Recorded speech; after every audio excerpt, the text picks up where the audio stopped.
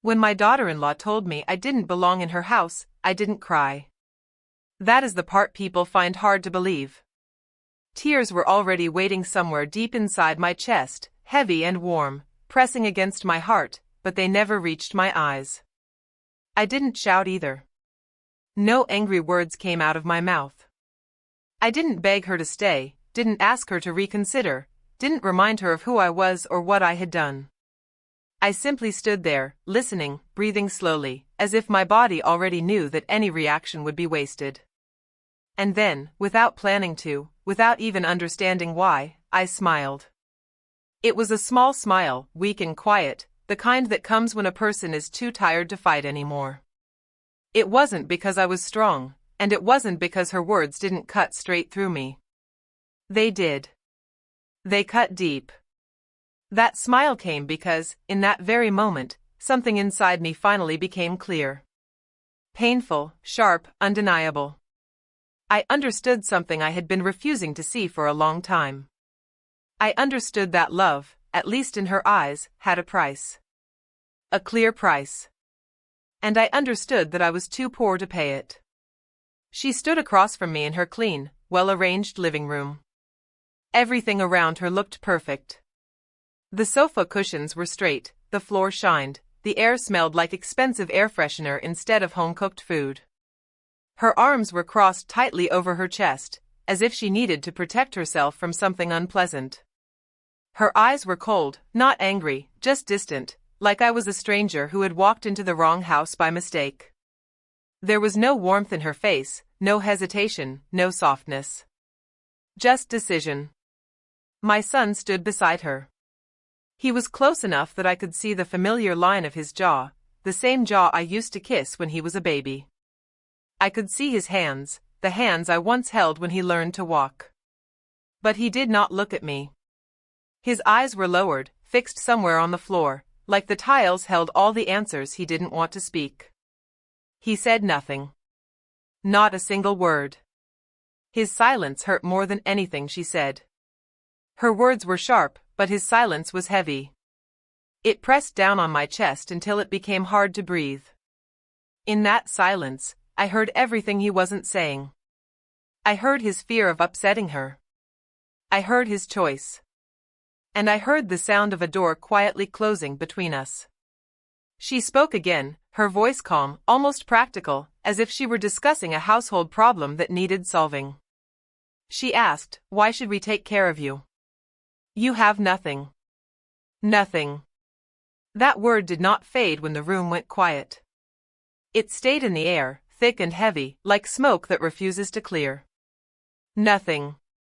I felt it settle on my shoulders, sink into my bones, wrap itself around my heart.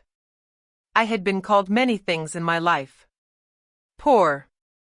Old-fashioned. Uneducated. Difficult. But nothing was different. Nothing erased everything I thought I was. That word followed me when I turned and walked toward the door. It walked behind me like a shadow I couldn't escape. It followed me down the stairs, step by slow step. It followed me outside, into the bright daylight that felt too loud, too cheerful for what had just happened. It sat beside me on the bus as I held my small bag close to my chest, staring out the window without really seeing anything. It came home with me and sat quietly in the corner of the room where I would sleep that night. It lay beside me in the dark, whispering to me when the world was silent. Nothing. I replayed her voice in my head again and again. Not the shouting, not cruelty, just that calm question, asked as if the answer were obvious. Why should we take care of you? You have nothing. With every repetition, the word felt heavier. It made my chest ache. It made my throat tight. It made me question memories I had carried with pride for years. Because once, long ago, I had everything. I had a small home filled with laughter. I had strength in my hands and hope in my heart. I had dreams that didn't involve money, dreams that were made of simple things like seeing my child happy, safe, educated, respected. I had a purpose. And I gave all of it to my son without counting the cost. I remembered nights when I stayed awake sewing under a dim light so he could have new clothes for school. I remembered skipping meals and telling him I wasn't hungry, just tired. I remembered selling things that mattered to me so he could have things that mattered to him. At the time, it never felt like loss. It felt like love. It felt like investment. It felt like the most natural thing in the world. Standing there in her living room, being measured and found worthless, I realized that none of that mattered anymore. None of it showed on the surface. None of it could be touched or seen or counted. And because it couldn't be counted, it meant nothing to her. She didn't know any of this. She didn't know the weight of the sacrifices that had shaped the man standing silently beside her. She didn't know the quiet battles, the years of worry, the prayers whispered into the night. She only saw what was in front of her now, an old woman with tired eyes, worn clothes, and empty hands. And so she decided I wasn't worth keeping. As I walked away that day, I felt something break inside me, but I also felt something else begin. A strange, quiet acceptance. I didn't know where my life was going to lead after that moment. I didn't know how I would survive, or where I would belong.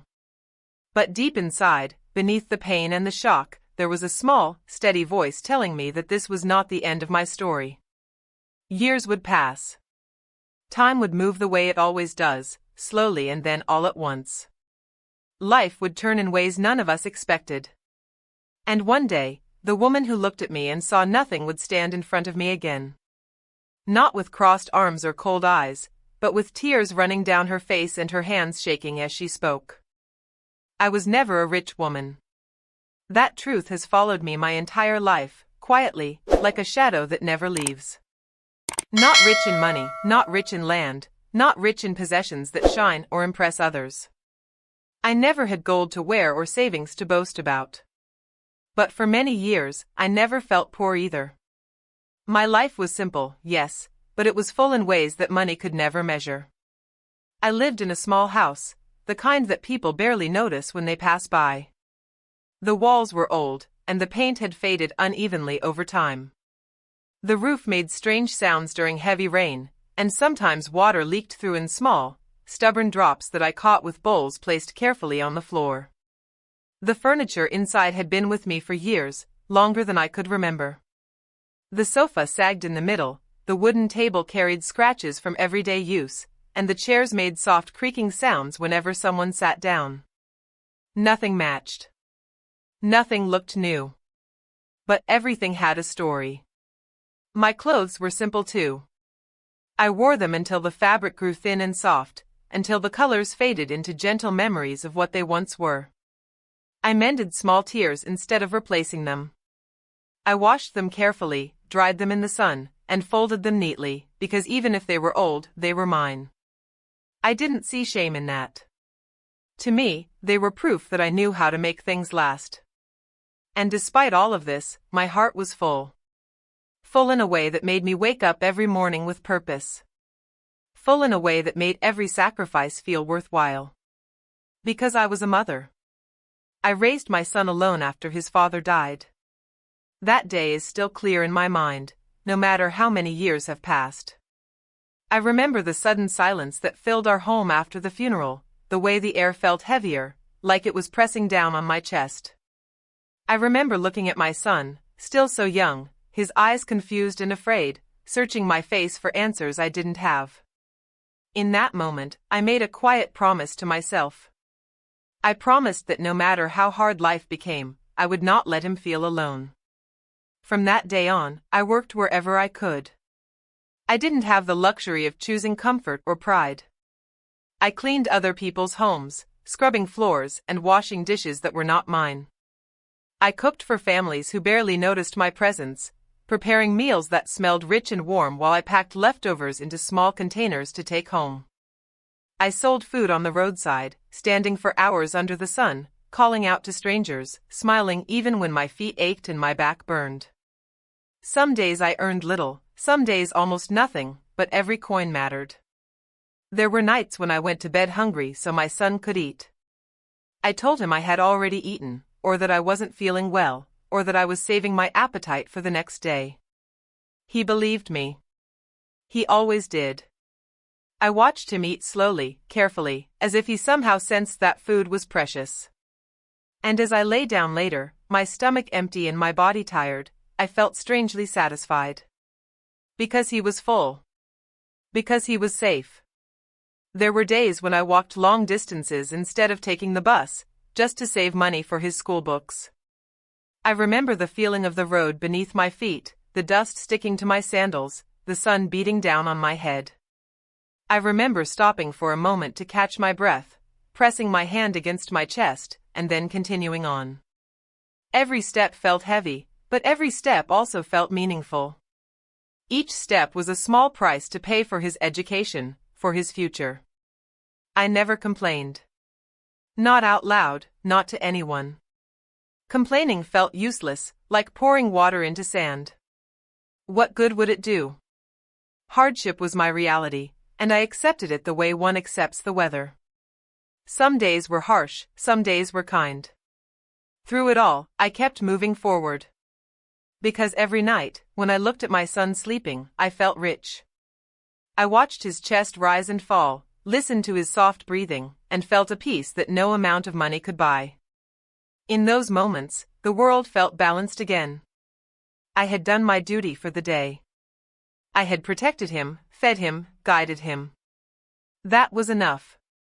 He grew into a smart boy. Curious, eager to learn, quick to understand things I never had the chance to study myself. Teachers spoke well of him. Neighbors praised his manners. People told me I was doing a good job, and their words warmed me more than they knew. I believed he was kind too. Or at least, I believed kindness lived somewhere deep inside him, shaped by the love I had poured into his life. For many years, it felt like everything I had given was slowly turning into something good. My sacrifices seemed to be bearing fruit. He was growing, succeeding, stepping into a world that promised more than the one I had known. Then he met her. And everything changed. She came from a different world, one that felt unfamiliar to me from the very beginning. Her clothes were always new, crisp, and carefully chosen. Her shoes were clean even after long days out. Her phone was always the latest model, shining in her hand like a small symbol of importance. When she spoke about her family, she spoke about money the way people talk about air, something always present, something taken for granted.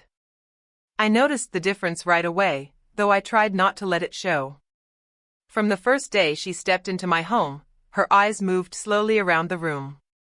They lingered on the cracks in the wall, the old curtains that had faded unevenly in the sun, the worn sofa that had supported so many tired bodies over the years. She didn't say anything rude. She didn't need to. Her silence spoke clearly enough. She smiled politely at me, a smile that seemed carefully practiced. It lifted her lips, but it never reached her eyes. There was no warmth in it, no curiosity, no desire to truly know me. It was the kind of smile people give when they are being respectful but distant, when they have already made quiet judgments and see no reason to hide them. Still, I welcomed her. I told myself that first impressions can be misleading, that people need time to adjust, that kindness can soften even the hardest hearts.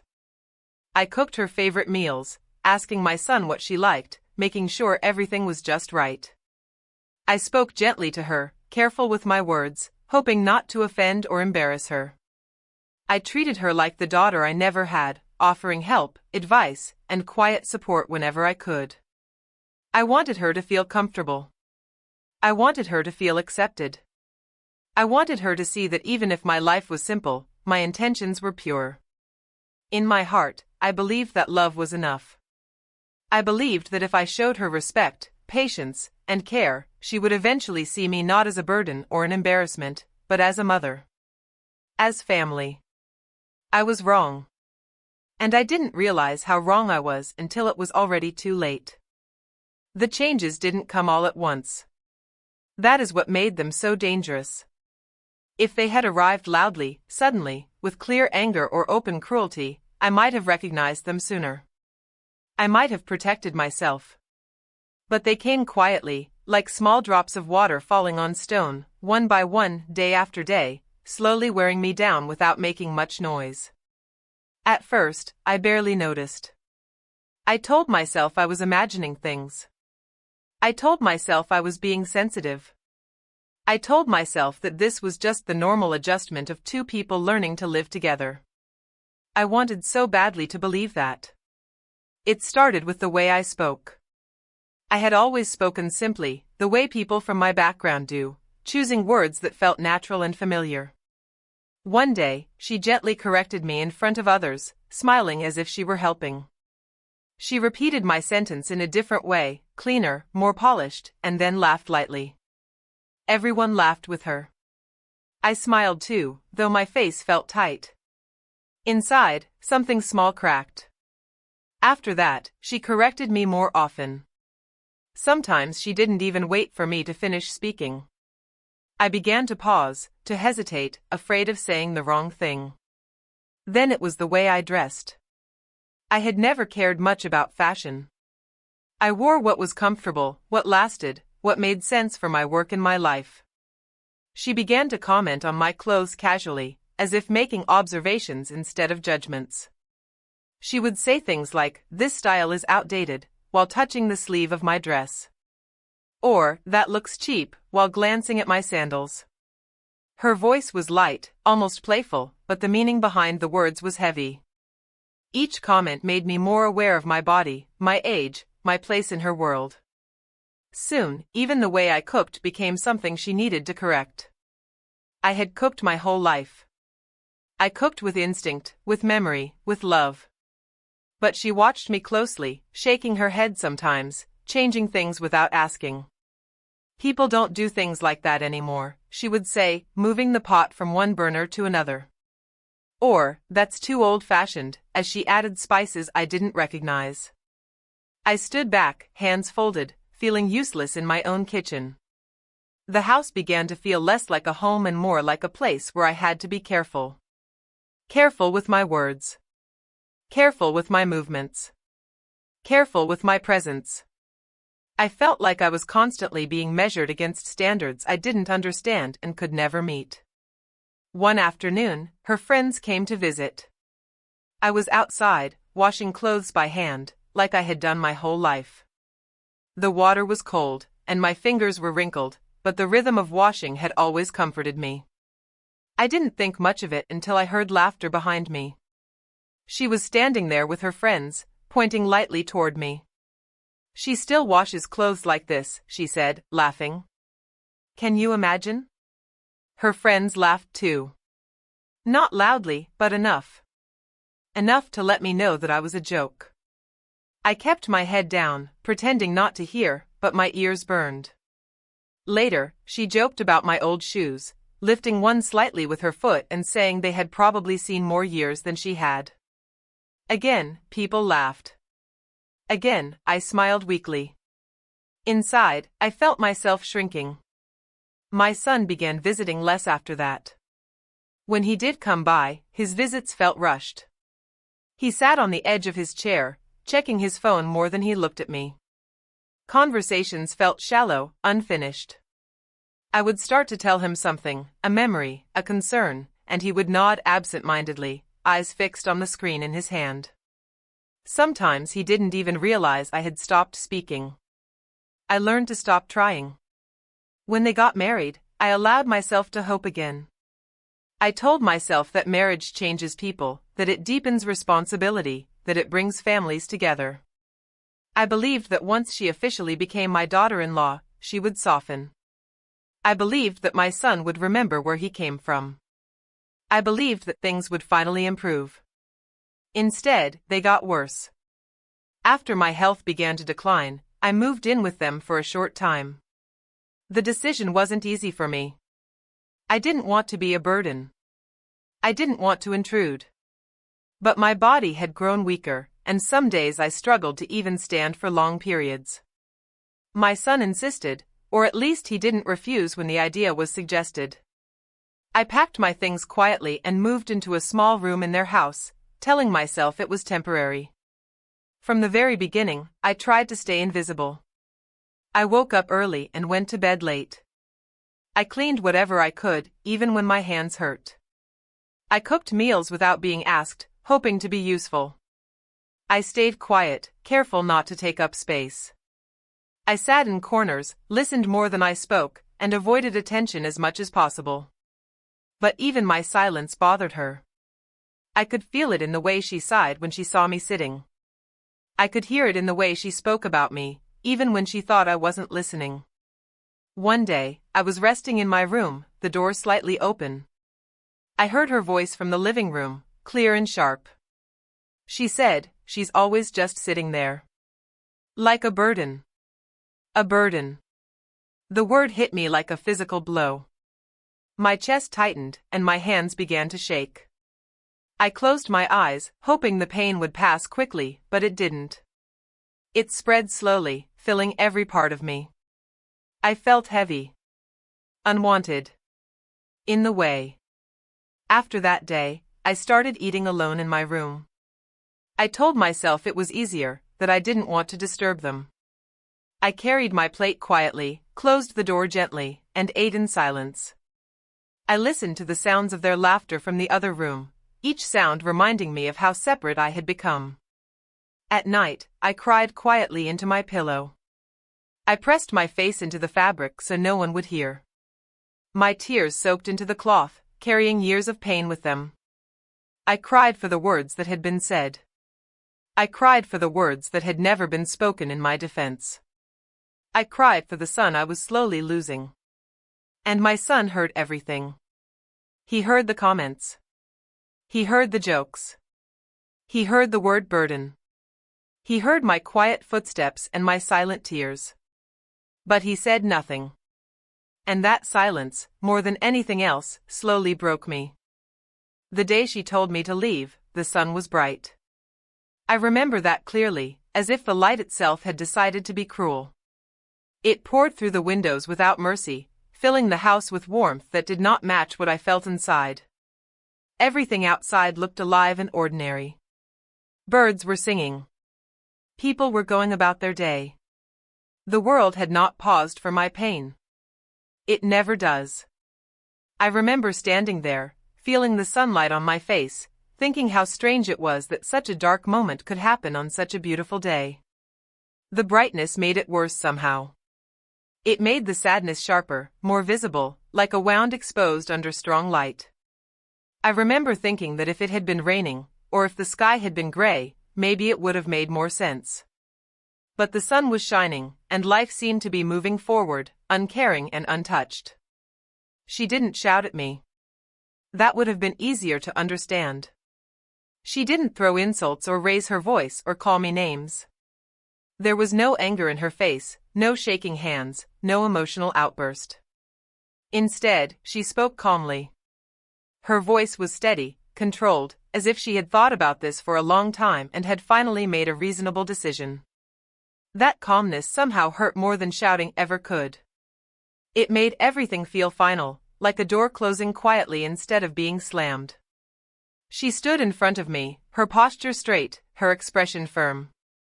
She didn't look at me as a person who had loved her husband since the day he was born.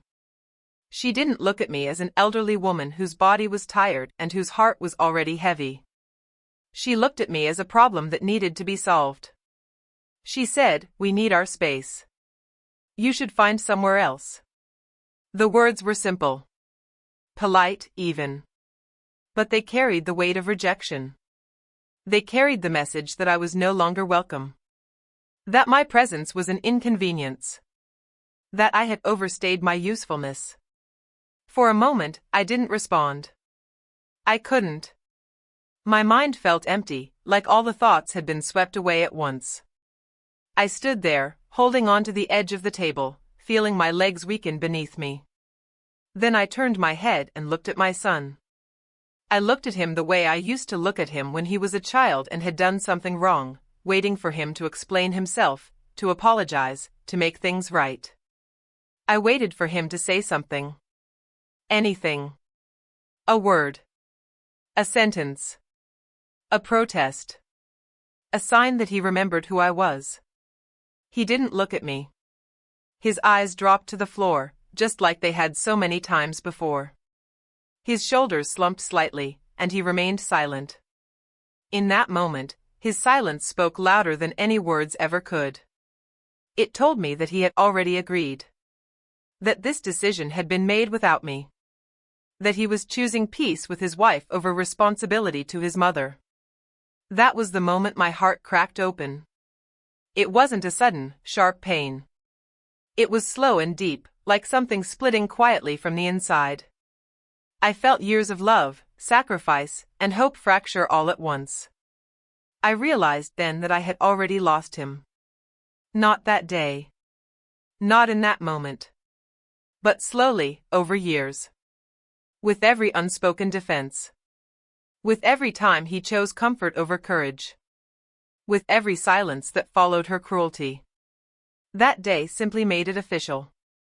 I didn't argue. I didn't beg.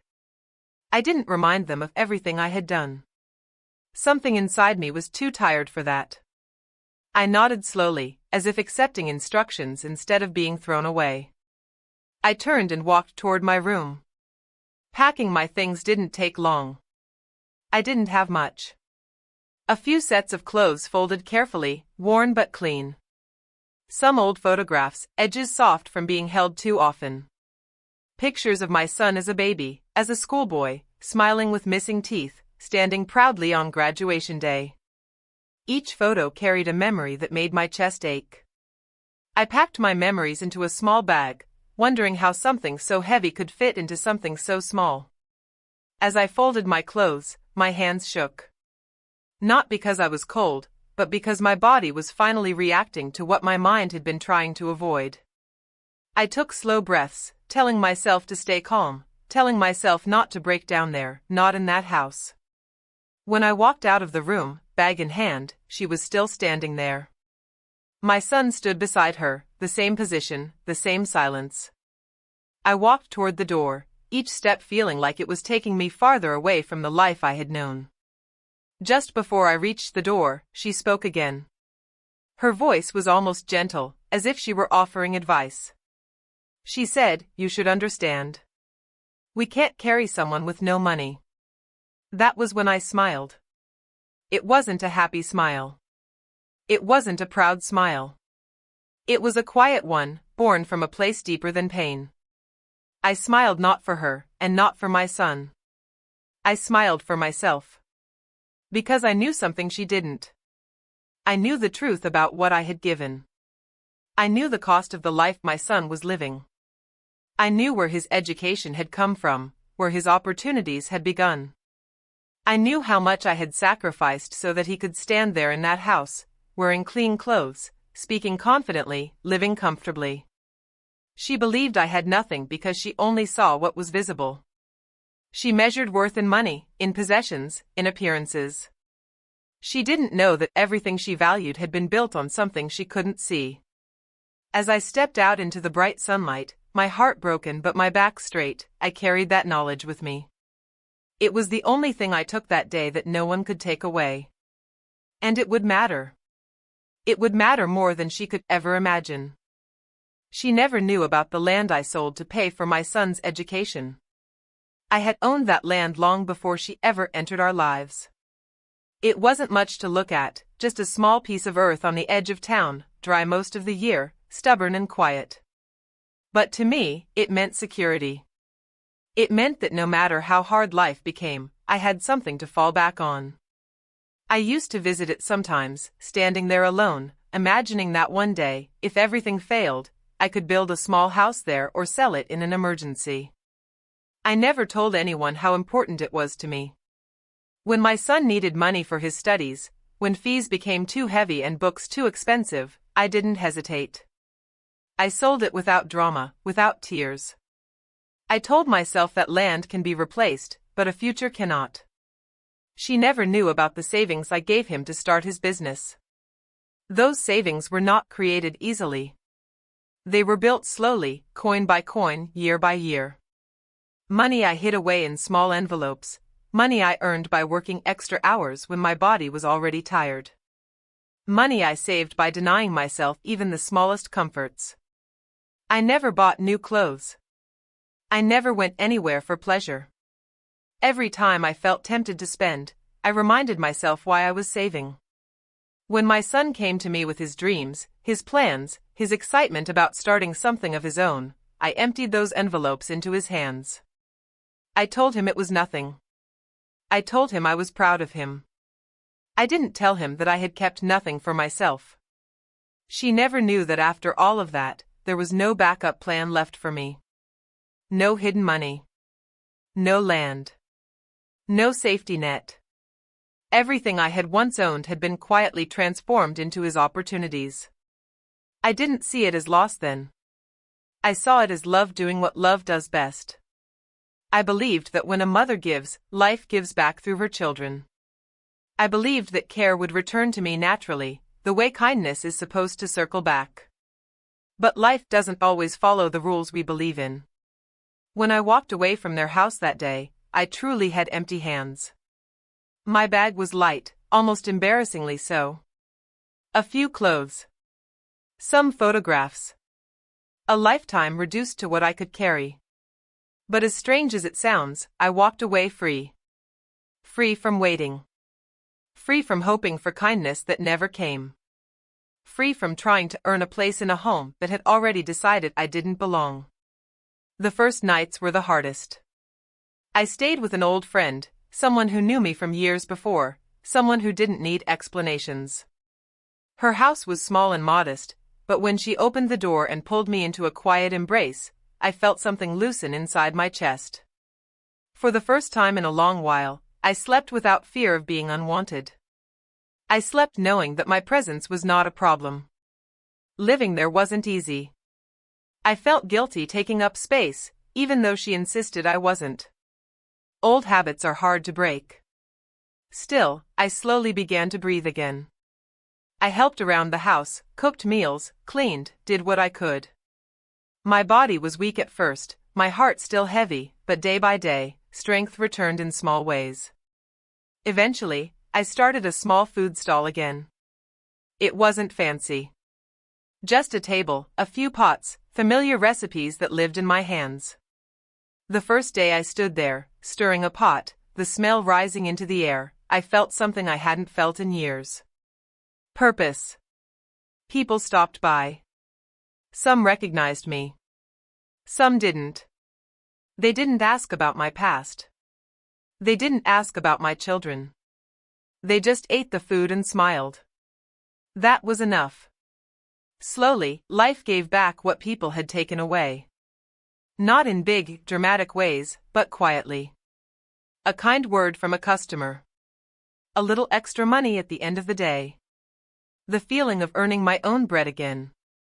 My body still hurt, my heart still carried scars, but I felt alive. I felt useful. I felt like myself again. Years passed. Time has a way of smoothing some pains and sharpening others. I grew older, slower, but also steadier. I learned to live without expectations.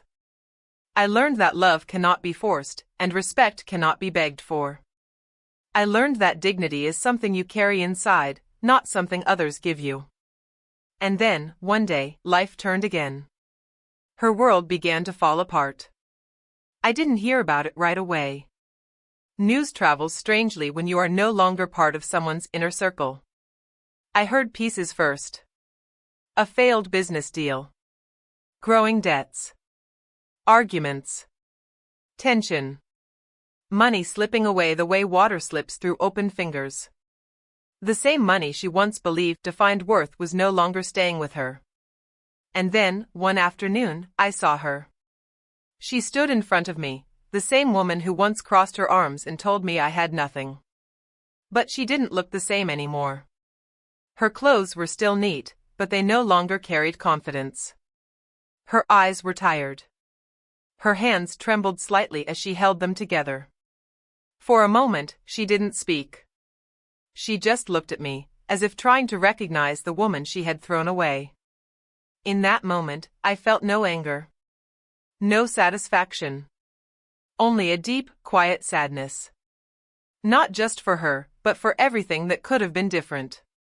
She had come looking for the poor woman she once rejected. The woman she believed had nothing. But that part of the story, that is still to come.